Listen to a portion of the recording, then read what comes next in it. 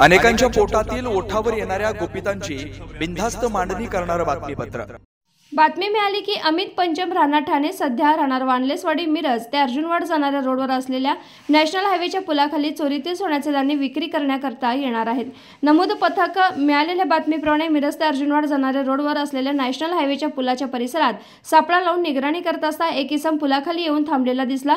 बातमीप्रमाणे संशय आले असता सहाय्यक पोलीस निरीक्षक सिकंदर वर्धन पथकानं सदर इसमास पळून जाण्याची संधी न देता ताब्यात घेत त्यास त्याचे नाव गाव विचारलं असता त्यानं त्याचं नाव अमित राकेश पंचम वय वर्ष 30 सध्या राहणार वानलेसवाडी सांगली मूळ राहणार राचोडी शिवाजीनगर ठाणे असं सांगितलं। सहाय्यक पोलीस निरीक्षक सिकंदर वर्धन यांनी त्याच्या अंगझडतीचा उद्देश करून पंचासमक्ष अंगझडती घेतली असता त्याच्या हातातील पिशवीत आणि वरील वर्णनाचे सोन्याचे चांदीचे दागिने मिळून आले।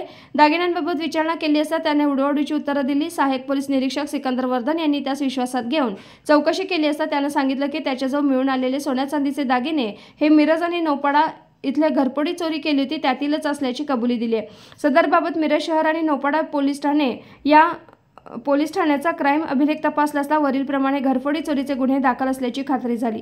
लागलीच त्याच्या कब्जातील सोन्या चांदीचे दागिने पुढील तपास कामी सहाय्यक पोलीस निरीक्षक सिकंदर वर्धन यांनी पंचासमक्ष जप्त केले। अमित पंचम हा रेकॉर्डवरील आरोपी असून यापूर्वी त्याच्यावर घरफोडी आणि चोरीचे गुन्हे दाखल आहेत। सदर आरोपींनी जप्त मुद्देमाल पुढील तपास कामी मिरज शहर पोलीस ठाण्याकडे वर्ग करण्यात आला असून पुढील तपास मिरज शहर पोलीस ठाणे करत आहे। बेधडक निर्भीड बिनधास्त मांडणी करणारा खबऱ्या लाईव्ह।